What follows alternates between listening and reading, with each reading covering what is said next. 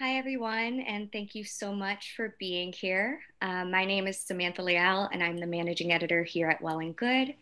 Today, we'll be hearing from three amazing women and having an open conversation about what it means to be well in this community in 2020 and how the wellness industry has or has not met the needs of those who are Latinx. What can we do to better ourselves? And for those who are not a part of this community, what can you do to better the lives of Latinx community members? And how can we all better this industry and better our world? To give some background, we'll start with one fact. The Latinx community has long been misunderstood. Truly a geographical identifier, we encompass all races, more than 20 countries, more than 500 languages, and have much more nuance than we've ever been given. That being said, this community has largely been ignored and neglected, or worse yet, vilified and oppressed. We hold multiple truths. The COVID-19 pandemic has disproportionately affected our community's physical and mental health. COVID-19 death rates for Latinx individuals are roughly triple that of non-Latinx white individuals, with more Latinx people reporting higher anxiety related to health and finances than any other group during this time period. Many of us make up brown and immigrant communities and the food and are working to harvest the foods that you eat and the wine that you drink during a pandemic and in the wake of wildfires with minimal wages, no job loss protections, and insufficient safety precautions. The Latinx community is 3 times less likely to have health insurance, higher than any other group in the US. On top of this, egregious disparities and human rights issues have come to light, including the caging, abuse, and forced sterilization of many in ICE detainment. But as I said, we don't have one single narrative. We are also an economic force. Latinx consumers in the US have 1.5 trillion in buying power, the largest of any minority group, and a growing renewed interest in wellness as a whole. So with our diverse community, how has wellness missed the mark or not when it comes to addressing our wants, but more importantly, our needs? I don't want to go too much further because I know we have a lot to speak about, so I'd like to quickly introduce our panelists now. First up, we have Candy Calderon, Wellness and Health Diversity Advocate. She is a certified holistic health and wellness coach and entrepreneur with a corporate background. Candy is a highly sought after speaker and ambassador to some of the most popular wellness brands. As a trailblazer for women's wellness, Candy's focus has been to create awareness and to educate minorities on how to prioritize their health in order to achieve balance and success. As a Latina and woman of color, she has dedicated her career to empowering other Latinas and women of color to live up to their highest potential.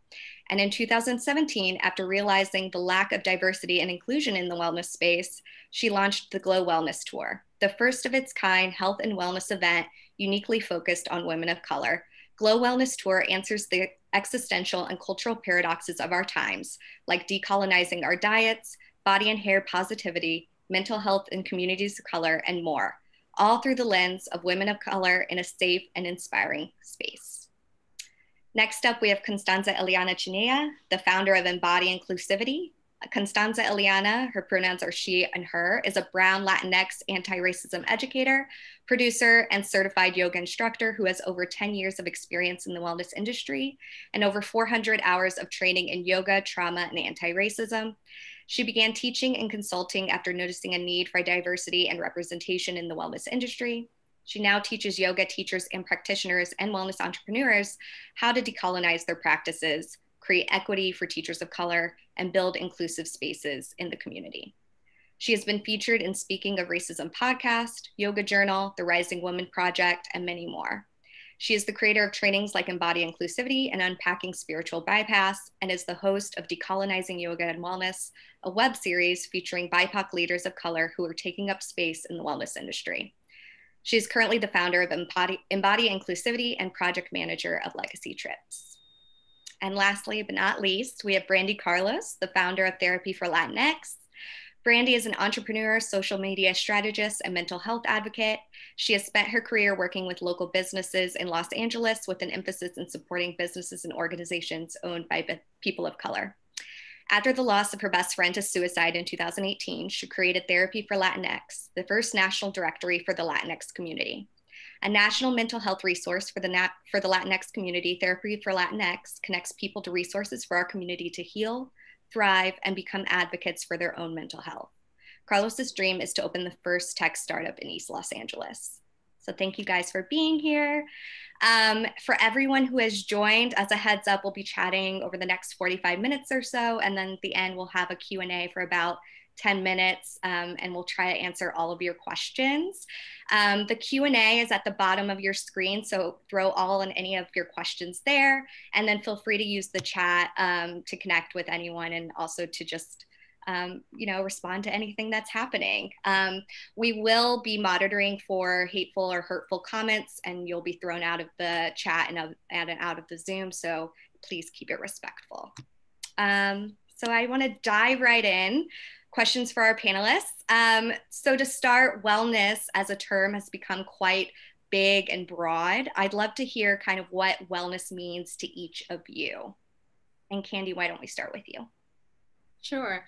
I guess wellness is, we have to encompass everything that affects your well-being. And many times we, especially when we come from a Hispanic background, we feel that if nothing hurts, I'm good, right? I'm supposed to be healthy because nada me duele, right? Especially our older generation. So well-being is when you marry not only your physical state, but your mental state, also your surroundings, your society, the well state of yourself completely. So it's not only the lack of hurting, it's not only the lack of physical health, but it's everything. And obviously that I told you before, that's why I'm so happy about this panel, because it's so well-rounded. We have Brandy here with mental health, and we have Constanza here also for physical health, and they're also knowledgeable. And that's the beauty of real wellness. It encompasses everything that affects it, not only our nutrition, which we focus a lot on that. So it's, it's a well-rounded state of being well. Absolutely. And Brandy, why don't you go next? Sure. To me, wellness is all about having the things that we need so that we can actually thrive and not just focus on surviving. I know for so many of us, we grow up in communities where there's multiple people in one house. I know I grew up in a home there's 14 of us. So, our resources were very limited. So I think when our community has access to resources and information and opportunities to not just focus on paying the bills, but creating joy in our life, feeling safe, and having, a sense of inner peace, I think that's what wellness is. Definitely agreed, and can speak to the idea of like passing survival as a point of well-being. Constanza, Liana? Yeah, I think for me, wellness is a reclamation. Honestly, I think I look at wellness as a way to a continual way to decolonize everything that we've been taught. Wellness has been completely commodified. It's become a luxury sport for those who can afford it. And it has completely been divorced of its roots. And specifically in the Latino community, I think it's really important that we remember that these wellness practices began with us. They began with our ancestors. They began in indigenous communities. They go way back. And for the industry to have become what it has become, it has had to strip away the spirituality. It has had to strip away the indigenous component in order for it to be sold. So wellness is a reclamation. It's a complete remembering of where we come from. And it's also a way for us to get away from this westernized ideology that you have to get your wellness from doctors. You have to be prescribed, certain medications in order for you to be well, when actually oftentimes it's the opposite. And so when we reclaim these indigenous spiritual practices that do come from our ancestral line, it's a beautiful thing. And I think we find out really quickly that wellness is not something that needs to cost 300, 400, thousands of dollars.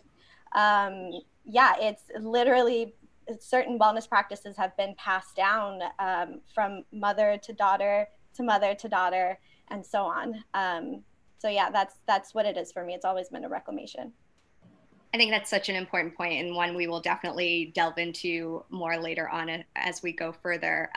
Brandy, I know that, you know, mental health in the Latinx community has long been kind of this talk about stigma and things of that nature. But, you know, there's a lot that we can break down. You know, more than a third of Hispanics are reporting depression. Sorry, actually 1 in 10 reporting depression. More than a third of those reporting major depression. 1 in 10 Latinas reporting a suicide attempt. Yet Hispanics or Latinos or Latinas, however we want to term ourselves, we are less likely to seek therapy for depression or for any kind of mental health issue. I'd love to hear more about kind of how you started your platform and also any barriers that you've kind of noticed as well coming into the space. Yeah, definitely. So I started my platform 2 years ago after losing one of my best friends to suicide. I was in a place where I was really struggling with, you know, losing him, and I had just recently lost my business. Like, it was a lot of things, and that was kind of the thing that really took me over the edge. And, you know, in my group chat with my friends, like, I'm the FBI friend, right? Like, you need to know, you know, someone's Instagram, I can find it, or, you know, I'm very resourceful with the internet. And I thought, like, wow, if I'm having a difficult time finding a therapist, I can't imagine what it's like for other people. Especially if they're Spanish speaking or if they speak an indigenous language. And I kind of also thought about what it was like growing up, being raised by my grandmother, always kind of translating paperwork for her. I know that a lot of us were kind of that bridge person for our family to resources and information. And so my background is in web design and social media. So I started building out this website, not really knowing any therapists at the time, but I really felt called to it. And so as I started building it, more and more therapists started, you know, signing up and being listed. And, you know, there's been a community built online. I think that social media has been great to really bring us together and show us that we're not alone in how we feel, whether it's mental health or yoga or diet. There's been, you know, these communities built online that have finally kind of allowed us to finally have those conversations. And, you know, that's been so amazing. But even then, there are still a lot of barriers, right? Like, the stigma can be gone, but do we have time that we can take off from work to go to therapy? Do we have the resources to pay for them, right? And also, you know, really talking about culturally too, like, you know, for me, my grandmother's very Catholic, and I know she probably will never go to therapy, right? But for her, her self-care looks like rosary, like praying the rosary every day, right? For other people, it might be using herbs or doing limpias. And kind of like how Constanza was talking about, you know, there's so many indigenous or other cultural practices that are also mental health, but they maybe aren't acknowledged that way. Absolutely. Agreed. And I think that, you know, that's such an important point, and one that we've seen as far as the wellness industry of like going back to healing practices and what that means for each individual. So such an important point. And speaking of community, Candy, you've long been kind of an advocate for creating very safe spaces for women to have these kinds of conversations, whether it be about mental health or bodies or hair or anything that has to do with kind of being the best version of yourself. And I'd love to hear more about how you started your wellness business and what kind of what have been the biggest hurdles that you've seen thus getting into the space as well. Yeah, I think like many of us in the wellness space, I don't think it was our first choice of career. We just like dived into it either for family reasons, personal reasons, or maybe friends. In my case, it's my family's cancer history. My grandfather died of cancer. Two of my aunts died of cancer. My mom had breast cancer. And when she was diagnosed, for me, it was the most horrific experience of my life. And I realized as I started reading books, because I wanted to learn how to help her heal faster and naturally, because I saw the effects of chemo, and understanding that there's a place and time for every practice. And like traditional medicine, of course, has its place and time, but I also saw the effects of chemo in her body. And right there, I understood that what are we doing that we're creating? We didn't have all this cancer before. So when I started reading books and I was learning about the healing properties of plants, and then just going back to our roots, the way my grandmother used to cook, my grandmother before her, and I realized, of course, we're going to get sick. We're doing all these things to, you know, the life that we live, the way that we eat, of course we're going to get sick at some point. And for me, it was such an eye-opening experience. And when, by the grace of God, my mom overcame her cancer, everybody started asking me, can you share what you did? Can you share everything that you started implementing for her? And it was just like a snowball. It's like I didn't have a choice but to like go head first into the wellness space. And as Brandy was saying, like translating all this. And it was also very eye-opening to me that had I not been bilingual, I would not have access to this information, because this was like 10 years ago, but now things are better. But 10 years ago, every book that I read was in English. So I would not have had the chance to have this information had I not been bilingual and translate that to my mom.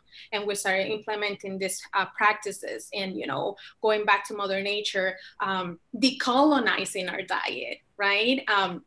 So I got into the wellness space. I went back to nutrition school, got certified, and started helping women professionally. And then it happened that I saw the lack of spaces for women who look like me. And when we're talking about wellness, we need to have a cultural fit. If we really want to help the person, in my case, women, if we really want to help these women we're trying to reach, you need to have cultural fit.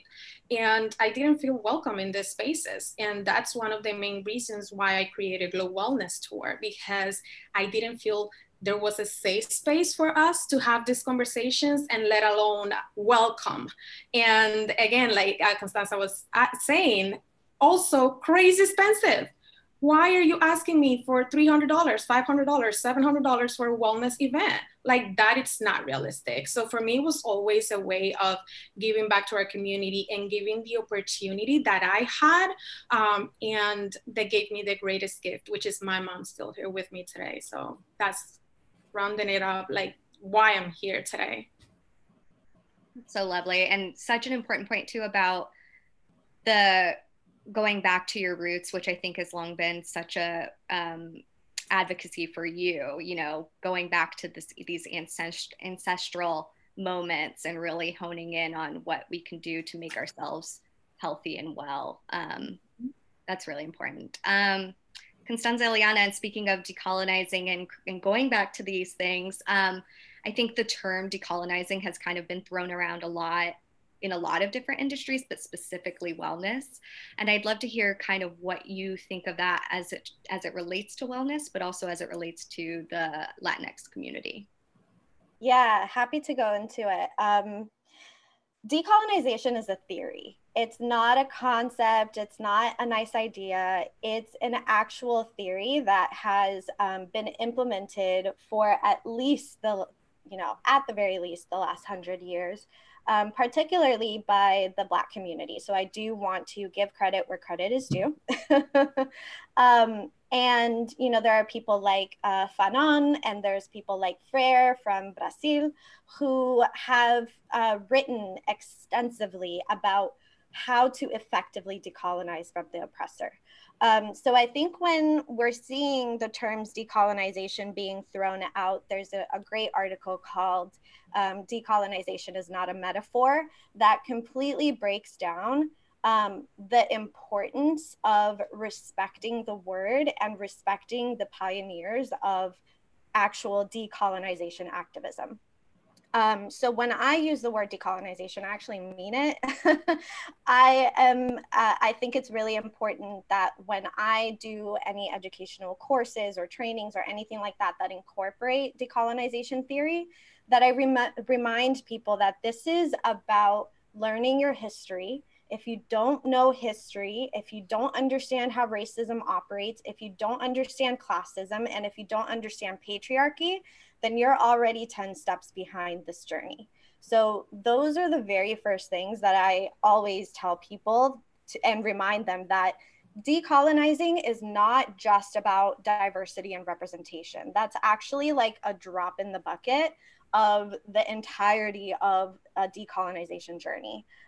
Definitely you can start in one area. And I think particularly in the wellness industry, we always do start with diversity and representation because it's been so lacking, right? And so it's very easy for us to start where we really see the disparity, but then we need to not stop there. And we need to continue taking deeper and deeper steps into the journey, understanding why colonization has been so incredibly damaging, particularly for Brown and Black and Indigenous people. Understanding also, I mean, we're talking about decolonization here. So understanding that Latinx and Hispanic are not the same thing. I mean, you did it so beautifully in your introduction that Latinx incorporates all types of different countries and cultures and languages. So when we decolonize Hispanic, we're decolonizing from our oppressor, quite literally. I mean, the Spaniards did such a good job in oppressing Brown and Black Indigenous, particularly communities, and left a legacy throughout history for the last 500 years of continually erasing our cultures, our languages, our people, that it's no wonder people are so confused when they call us Hispanic. They don't realize that's actually really disrespectful. So I think that if we're going to use the term decolonization, we need to take it seriously. We need to give reverence to the people who came before us, who have been activists in this work and very effective in it. But we also need to understand that it's a journey, it's a process, it's a practice, it's going to take a lifetime. So not stopping at just diversity and representation is so, so important. But you know, you got to start somewhere. So, so yes, please diversify, please give us representation, but also do all of these other things that need work. Yeah, got to start small steps, but absolutely diving in and not just letting it sit at the shallow level is important. And I want to call out, I think it's such an important point of Hispanic versus Latinx, and people are very confused on that terminology, but it's also very hard from a wellness like publication background to write about a lot of these different topics because the CDC, most organizations are grouping as Hispanic, and that's the kind of terminology that is frequently used.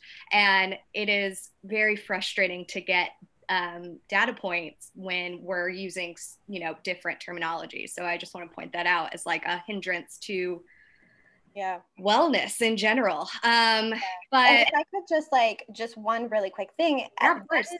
Very much done on purpose. Yes. Because if we really had to quantify the level of oppression that particularly the Black community, the Black Latinos in our community face, and the Indigenous people in our community face, I mean, it would be astronomical. It would be a slap in the face to all these people who think that they've done such a great and wonderful job in wellness and had so many advancements. So it's literally done on purpose. I mean, colonization wasn't just like a physical thing that happened 500 years ago. It continues to this day. It's a legacy that we need to dismantle. So I think it's very much done on purpose.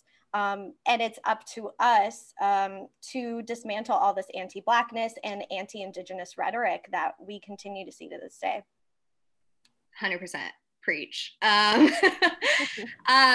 speaking more to these kind of like, I don't want to say holes in just learning of wellness, but in general, what do you guys think are some of the biggest misconceptions when it comes to Latinx community and wellness or health?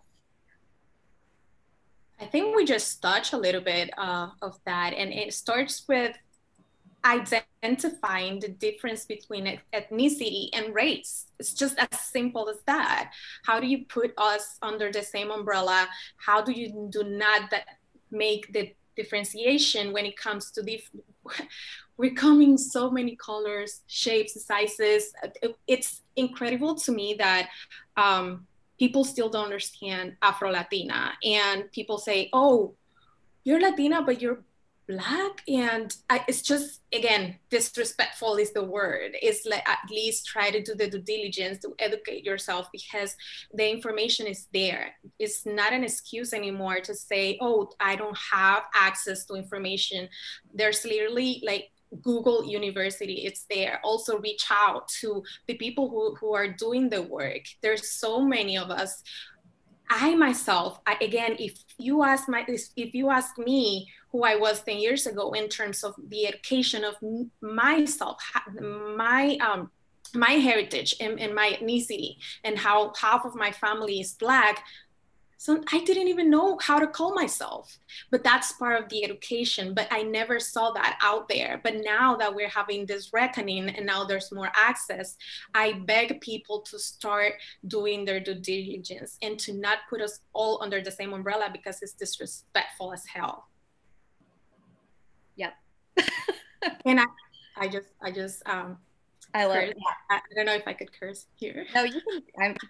I'm applauding it. It's fine. But I think in general, that brings up a really important point of specificity, and the idea that like we are umbrellaed so often. But I think, Candy, we did a piece on you, and you had this really great quote of, when you try to speak to everyone, you speak to no one. And I think that that's so important when thinking of tackling these, broader issues of mental health, of health disparities. Who are we actually talking about when we're talking about these issues? So very important point. Brandy or Constanza, Liana, do you have any other misconceptions that you?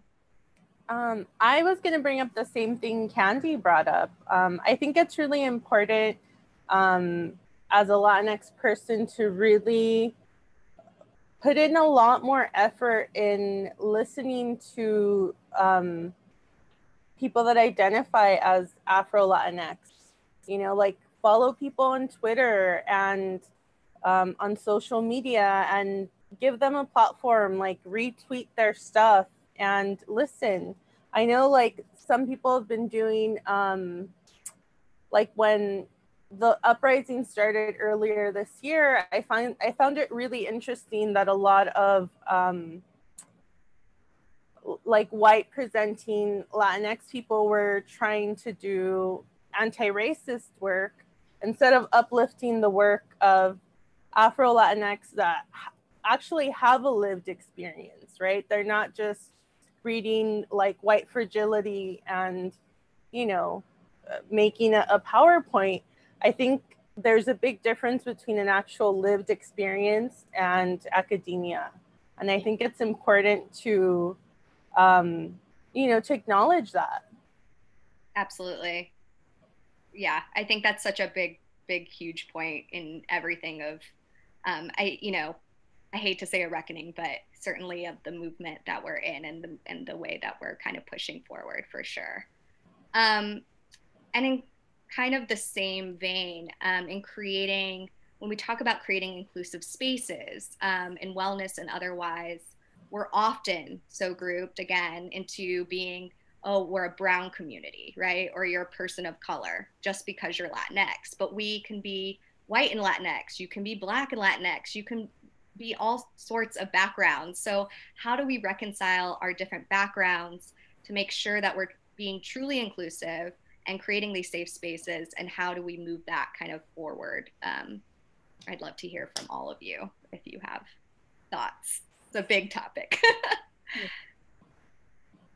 I can jump in. So I think dismantling the ignorance around what the Latinx community encompasses is a really great place to start. And honestly, I think that even just has to start within our own community, because like we already mentioned, there's already so many people that truly don't understand the difference between race and ethnicities.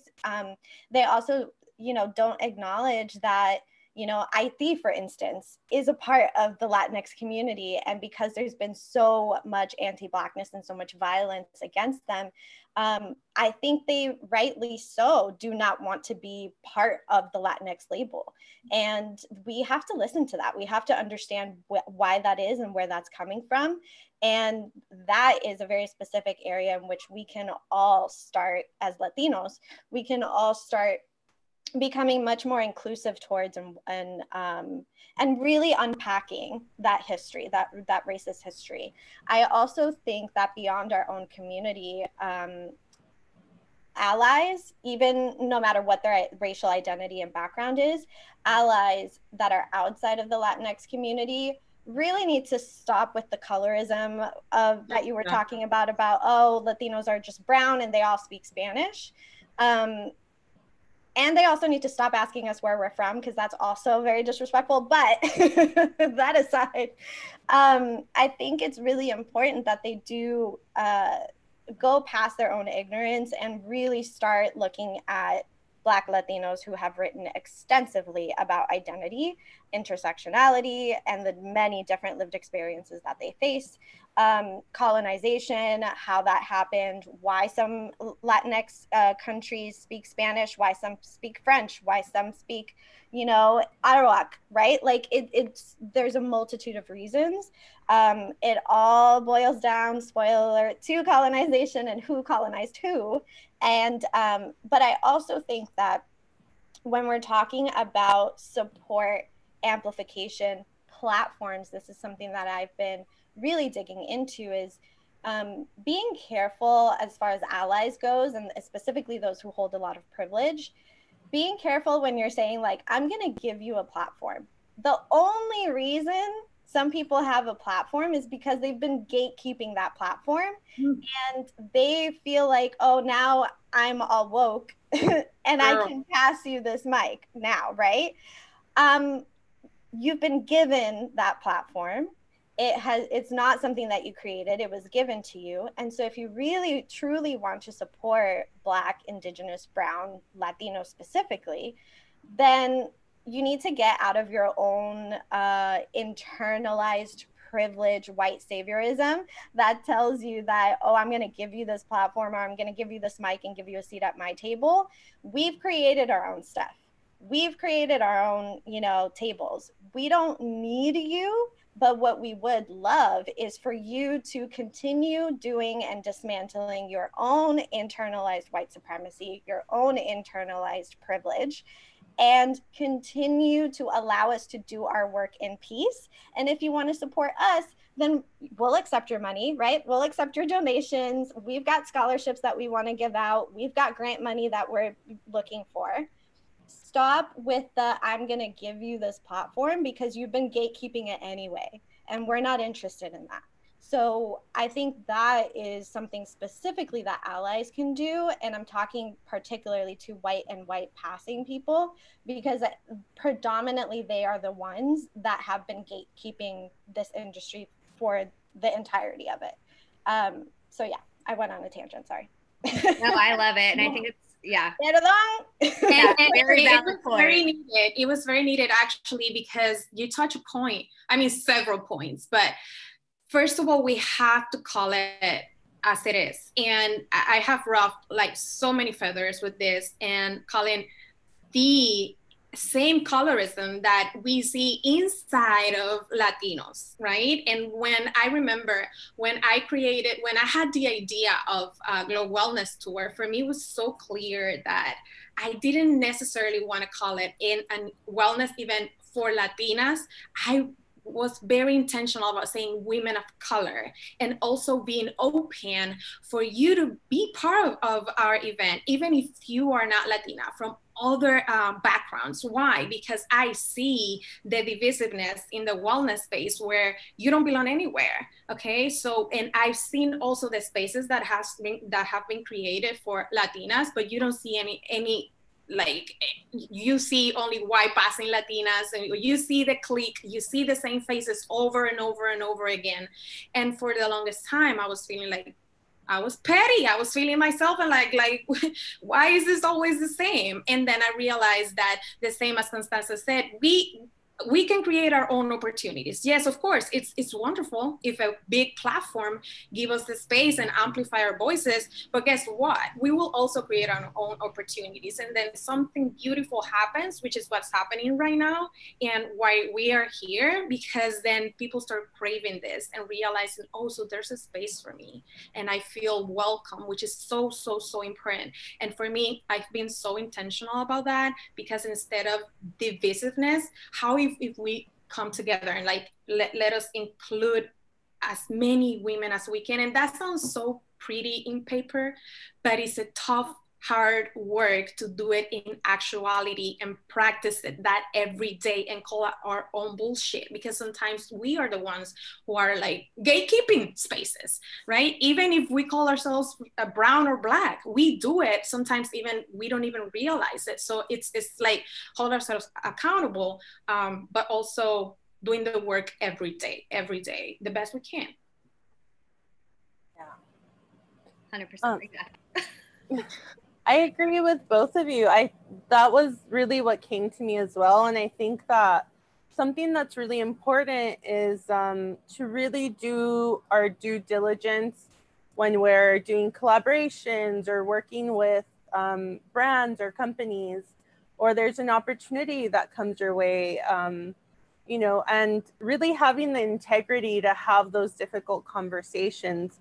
Like, I had an organization that reached out to me last month, and I went to their website, I checked their board of directors, and it was all white people. There was not one person of color on their board. So I emailed them back and I was like, you know, I do have some follow-up questions. Like, do you guys have ongoing anti-racism work?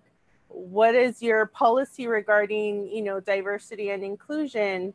And I never got a response. And I'm okay with that, but it takes having those really difficult conversations of like, it's uncomfortable. Like, nobody wants to like have those conversations, but that's exactly why we're where we're at right now, because those conversations haven't been had in so long. So I think that now really making sure we're asking more questions and being an ally where it matters, you know, not just when you're getting likes on social media, right? But like in your inbox and when you're signing contracts and, you know, when there's real opportunities that can open doors for other people. Absolutely. And I think that's I think it's, those conversations will continue to happen. And thankfully they've been happening much more now that this kind of work has come to the forefront a little bit more, at least for some who have never delved into this work, which actually brings me to my next kind of question for Constanza Eliana specifically. You've done so much in terms of anti-racism work and, you know, helping people understand how to create these inclusive spaces and create equity for people. And I would love for you to expand on how, because for some, they may not get the understanding of how this is connected to wellness. So I'd love for you to expand on how this is inherently a wellness practice. Yeah. I think that most people, when they begin to approach anti-racism, it literally starts again with just the diversity representation, which is a very outward facing, performative type of action, right? It's the first thing that other people are going to see. So perhaps you're not going to get called out when, you know, you have an event and, you know, half of them, the speakers or the teachers or educators or whoever it is, do look like they're of color, right? So that's typically where I see people starting. And what I always like to tell people is that anti-racism, decolonization work, identity work, all anti-capitalism, like whatever your journey is, or whatever it is that you're wanting to do, it is imperative that we begin to do it in a much more effective way in the wellness industry, because it has been so commodified and so gate kept. There's a lot of also, I'm forgetting the word for it right now, but there's a lot of this hierarchy between those who have degrees, PhDs versus everybody else, right? Like if you have a certification, or even if you don't have a certification, but you're a bomb ass educator, you're not going to get the same level of opportunity as the person who has a PhD, because in this westernized, colonized culture, we think that that is better. And that is why I focus so much of my work within anti-racism, within wellness, around racial equity. Because if we're not first starting with racial equity, right? If we're not breaking down those gatekeeping walls, we are continuing to oppress the very people that we think we're representing or showing representation to.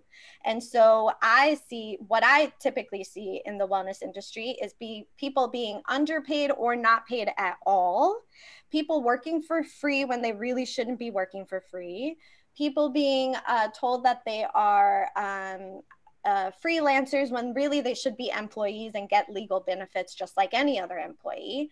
And typically that happens to, guess who? Brown and Black specifically people, brown and Black presenting people. And so I saw this very heavily in the yoga industry because that's where I started. And I, was looked at as the help a lot of the times. I wasn't looked at as the leader. I was not looked at as, typically the yoga teacher. People were very surprised when I would step up to the front of the room and start leading the class. They'd look at me crazy. But I would bring all my brown and Black friends and we would have a good time, right? And we would do our thing and they would bring their friends. And all of a sudden, these studio owners were like, where are all these people of color coming from? You're a blessing. And that really shows the level of racism that is in the industry, in the yoga industry specifically. But in the wellness industry overall, I'm seeing a lot of performative behavior and not a whole lot of equity building. And what I mean by equity, I do not mean equality. I don't want to be treated equally. I want Black people to get reparations. I want the Indigenous community to be represented and paid well for what they do and what they contribute to this industry. And I want brown people specifically to be able to be looked at not as the help, not as a nice to have, but as actual leaders and experts in their field. And when I say equity, I mean pay us our money, pay us well, give us the opportunities that we very well deserve, and stop looking at us as like, oh, you're just like the additional brown or Black person that I have so that I can look good to the public. I want you to really take a look at the incredible amount of work and labor that we contribute to this industry, and step aside, put your privilege to the side, and let us do our thing, right? This is what I mean by like dismantling the white saviorism. It's like, stop looking at it as you're giving me an opportunity or you're giving me a platform. I already have amazing things that I can contribute to and have been contributing to this industry, but you've been gatekeeping it so much that people don't even know I exist. Mm-hmm. So that's not my fault. That's your problem. So stop looking at it as, oh, we just want to treat you equally. It's like, no, you owe Black people reparations. You owe the Indigenous community much more amplification of representation. So give us the credit that we deserve and pay us our money. Pay us our money, very importantly, because I feel that, and when it comes to, yes, the wellness industry, but in my case also that besides the work I do under the umbrella of my private coaching practice, of course, I have the wellness event. And for those of you who have put together any type of event, you know how hard it is when it comes to sponsorship. And we want to make quality content. We want to give out, especially to the community we're serving. We're so passionate about not doing like a crappy event. We want to really service you. And we know how needed it is.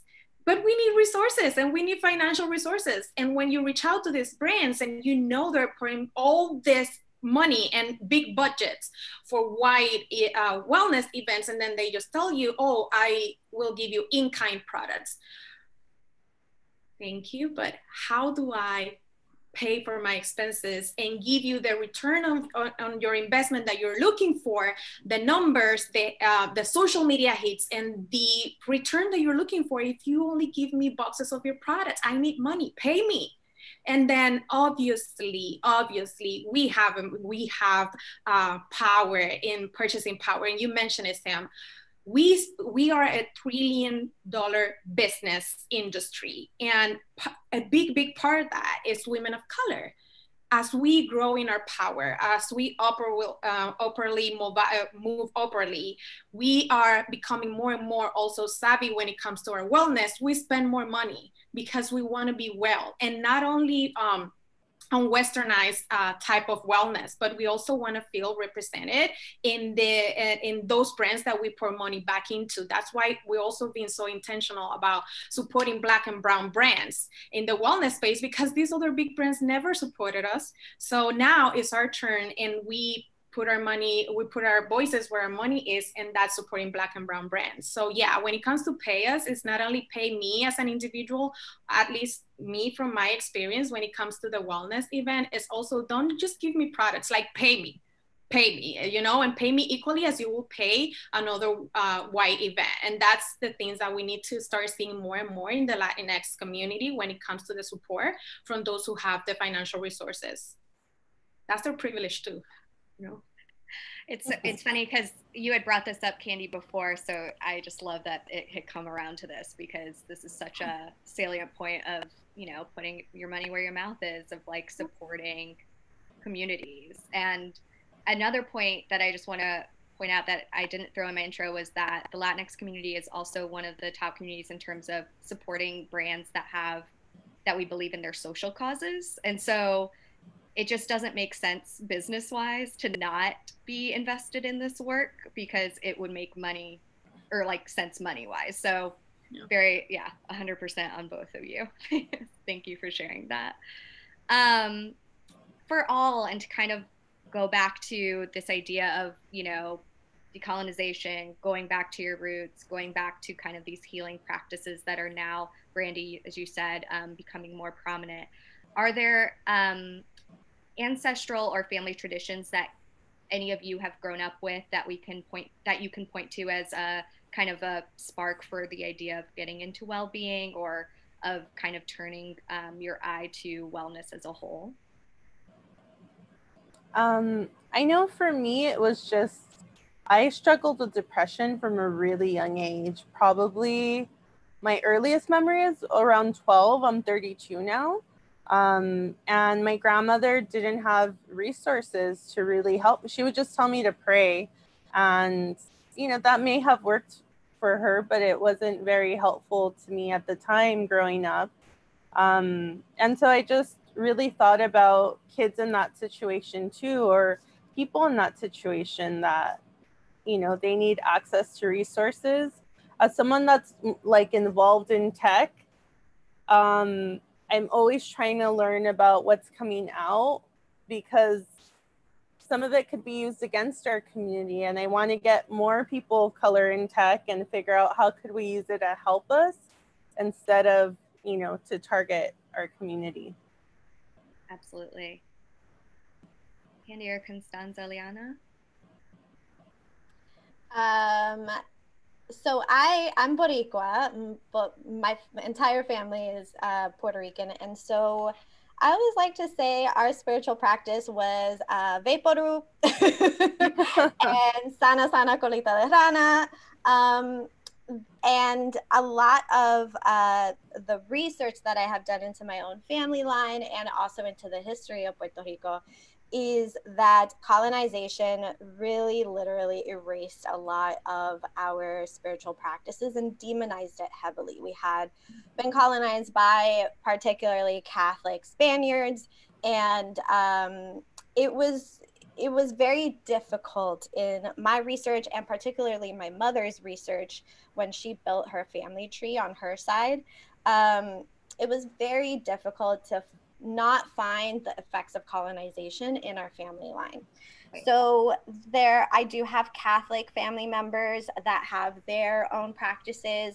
In my maternal line, there's a lot of Christianity, but also there were, I had a medium in my family. My great grandmother was a medium, and she, regularly spoke to spirit, and she practiced Santeria for a little while, and before she converted to Christianity. So there's things that have been passed down, I am sure.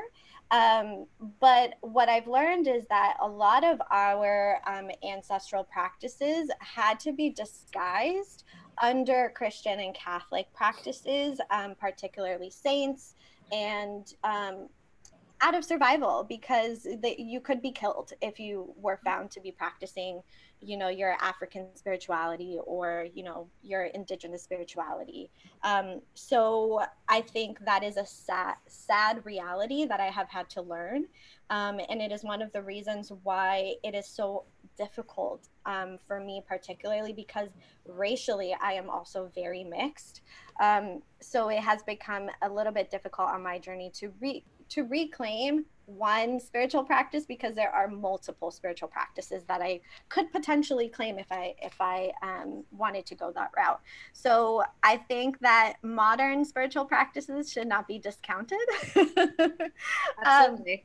Yeah, but as far as like ancestral, I think I would have a really hard time trying to really pinpoint where that comes from. I think the only thing I can really say and speak to is having a really close communication with ancestors and spirit.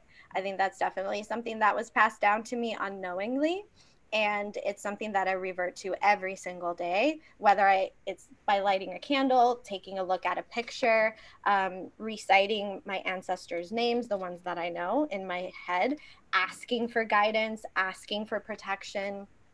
I think that is definitely something that's been passed down.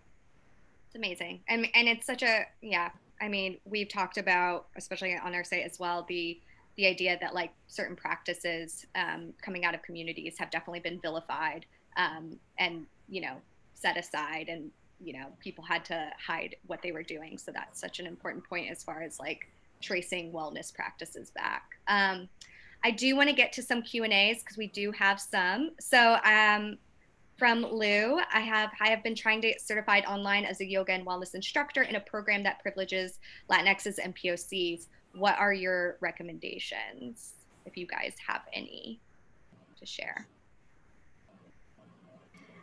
As somebody who was in the industry, or still is in the industry for the last 10 years, I would say you'd be very hard pressed to find them. I know that there are some coming out of Spain that, have certifications. If you're wanting to be certified in Spanish, particularly, there's that. But I think when it comes to yoga specifically, I would advise anybody to be certified through someone who is indigenous or ancestral lineage to South Asia, and through an actual lineage. I think a lot of this Western culture has really commodified the industry to be just, a certification that you can get at any yoga studio, but that's not exactly a decolonized way of doing it. My own certification comes from the Shivananda lineage. It is very, very traditional. It is very classical yoga. And I learned so much from just my certification alone and the years that I've been practicing through them. So I would always say start with the root, right? Start with an indigenous teacher, particularly South Asian if you're going the yoga way, but you don't need a certification. You really don't. And so I would say like, what is your intention for wanting to be certified? And if that intention for you feels very pure, like you want to serve community, then the best way is to support the indigenous South Asian community. Great answer. And then we had one more question that was talking about only associating therapy to wellness for Latinx when we do have this kind of rich spiritual experience to be shared. And I think this is a great time, Brandy, maybe to talk about your other platform, Healing for Latinx, and how that kind of came about from Therapy for Latinx. Yeah, so I'm still in the process of building it, but for me, I've always been drawn to healing in a lot of different ways, right? Whether it's drumming or going to sweat lodge, or, you know, there's so many different ways that I think we can receive healing that aren't necessarily therapy, right? And so what I'm working on building is a directory and a community for Black, Indigenous, and people of color to showcase their work, because, you know, quite honestly, like yesterday I was on TikTok and I saw a video of a white guy calling himself a shaman. And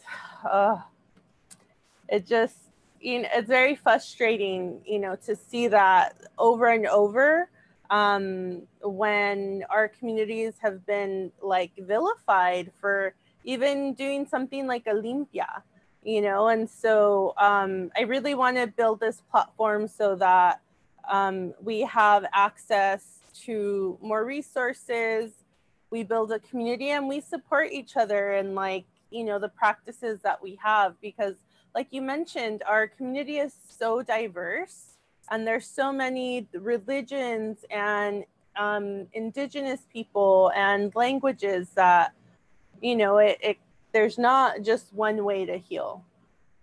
Absolutely. And I would love to touch a little bit more also on that, because I feel that such a big part of healing has to do with embracing our heritage and our ancestral practices, because we've been shamed for so long. Just because we practice our spiritual, like ancestral spiritual practices. From my maternal side, my abuela was the biggest bruja you'll ever meet. And for me, growing up, I remembered every time, let's say, just for, you know, an example, every time a grandkid was born, she had a ritual, she had a protection spell, she had all this good stuff that we grew up looking at as so normal. But as time passed by, society told us, oh no, that's brujeria. But brujeria is everything that falls out of Christianity, right? So that's why when I included the Brujas and Blessed panel in Glow Wellness Tour, so many, you would not believe the emails and the messages that I received. Oh my gosh, this is brujeria. Your event is not for Christians. I'm telling you, even people wishing me like really bad stuff. And I was just right there. I realized we need to have this conversation. We need to take the taboo out of embracing our spiritual practices. And of course, I'm not going to be able to touch on everything because I'm trying to be as open as I can, but I'm also talking about my experience coming from, big African roots, and my Taino roots. I'm Dominican. So, it's hard to touch on everything, and we're not perfect, but having the space to tell you, yes, you should not be ashamed of practicing your ancestral spiritual practices. You're not bruja, you're not going to hell, just feel safe. And I just remember all these women crying and saying, oh, for the first time, I feel like somebody gave me permission just to be me and to practice and to not feel ashamed of this. And I think that's the beauty. And there's nothing more healing than embracing without shame they can coexist. Religion and spiritual practices, they can coexist. And there's a healing, something that happens when you understand that and you are unapologetic about that and you just do it. I don't know. And for me, it's such I love this topic. I love this topic because I was that person for the longest time. I was that person who was like, oh my gosh, no, I don't want anybody to know about my abuela being a bruja. So for me, it was so freeing, so healing when I embraced that. And now that I made it part of the wellness event, I see how freeing it is for others too. So yeah, it's important that we keep having this conversation. Yeah, and I hope it's the start of many conversations that also more wellness practitioners and wellness brands and wellness publications are having, because I think it's, highly important to acknowledge these roots. I am cognizant of time, so I do want to get quickly to what is one thing that you guys think that after this someone can do, one actionable step to support the Latinx community, particularly as we navigate the world right now. Candy, why don't we start with you? Yay. Well, definitely when it comes to support, I feel that be more mindful how you show up for the people, in this case, for, let's say, for the three of us, the work that we're doing, how you show up for us when we're trying to give you so much, and other brown and black voices that are trying to create something for you to consume and do better, not only physically, but mentally, spiritually. And just something as a shout out when it comes to our businesses, right? Something like a shout out, share our work.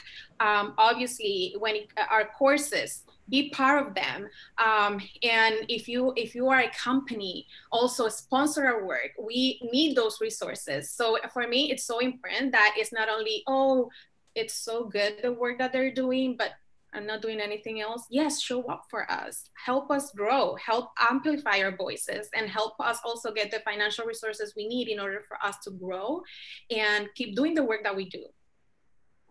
Absolutely. Brandy? For me, I would just say for us to really take ownership of our own healing process, right? And healing is not this destination of I'm going to heal and then I'll be worthy of love or worthy of support. That's something you always have access to. But I find that there's something really interesting that happens when you start working on your own things and becoming aware. You become that example for your community, whether it's your blood family, your chosen family, or your neighborhood, right? And it's kind of when your parents would tell you hey, do this, but they would end up doing it, you don't really want to model that. But when you see them actually taking action and being what they're telling you to do, then you're kind of oh, I find as human beings, that's kind of one of the best ways that we learn is when we see it modeled in the people that we love and that we're closest to. So I think that if we focus on that for ourselves, and when we heal, so does our community. Yeah, that's really beautiful. Thank you. Constanza, Liana? Yeah, I think for me, I'm really looking past allyship, and I'm really looking for accomplices and co-conspirators. I'm not here to mess around. I'm if you want to get in the trenches with me, if you really want to do your anti-racist work, I center the BIPOC experience. I center Black and Brown and Indigenous people in my work. So, if you really are about this life, then, hit me up, send me a DM, send me an email, send me some money. I got plenty of people waiting on scholarships for my programs, and do your anti-racist work. And I think for everyone needs to do their identity work, because it allows you to look past your own what's it called, your own solid experience, your own singular experience, and really start doing some good work for the collective. My work is all about the collective. It is not self-serving, but I am looking for those people who are really truly trying to go past performative allyship and really get down and dirty with your anti-racism work. So for me, if that's who is probably watching this or is I'm ready to go there, hit me up. Otherwise, there's plenty of other places you can go. Amen. And lastly, I'd love to shout out, speaking of that and speaking of support, I'd love to have each of you shout out where A, everyone can follow you, B, what they can do to support you and your businesses, and anything else that you'd love to shout out at this time. So Candy, why don't we start with you? Yes, sure. So as well, definitely on social media, on my Instagram, I'm most active, and where I share not only health and wellness content, and give so many free resources, so there's no excuse. Also, I'm in the process of evolving Glow Wellness Tour from just from being an event, but becoming a complete wellness platform. And of course, we just discussed that requires financial resources. So we are in the process of crowdfunding, and I am going to release the campaign this week. So yeah, so I please stay tuned to my social media as I share that. Again, yes, it requires a village, and we're trying to do so much, and not only in English but also in Spanish, as we try to serve more, and I'm very excited about that. So yeah, hopefully we will be able to have a nice campaign. So yeah, that's what I need right now. Brandy, what about you? So you can find me, Therapy for Latinx, across all social media. Twitter wouldn't let me spell it out, so it's the number 4. And you can visit our website, therapyforlatinx.com, where you can find therapists, mental health resources, and just, some stuff to help you get through COVID. As far as support, you can donate via Venmo, GoFundMe, and I'm always open to having like volunteers or anyone that kind of wants to help answer some DMs. Awesome. And Constanza Eliana? Yeah, so I'm very active on Instagram. I do daily education there through my stories and every once in a while through posts. It's Eliana _Chinea on Instagram, and you can also find that direct link along with my other work on embodyinclusivity.com. I am doing some trainings and programs for BIPOC specific identified and white and white passing identified. So you will find a safe space in either or. Amazing. Well, thank you guys so much for taking the time and for being here. And thank you to everyone who came to watch. I hope you learned something. I certainly did. And I can't wait to have more of these conversations. So thank you guys. Thank you. Thank you for having me. Thank you for having us. Thank you. Thanks, everyone.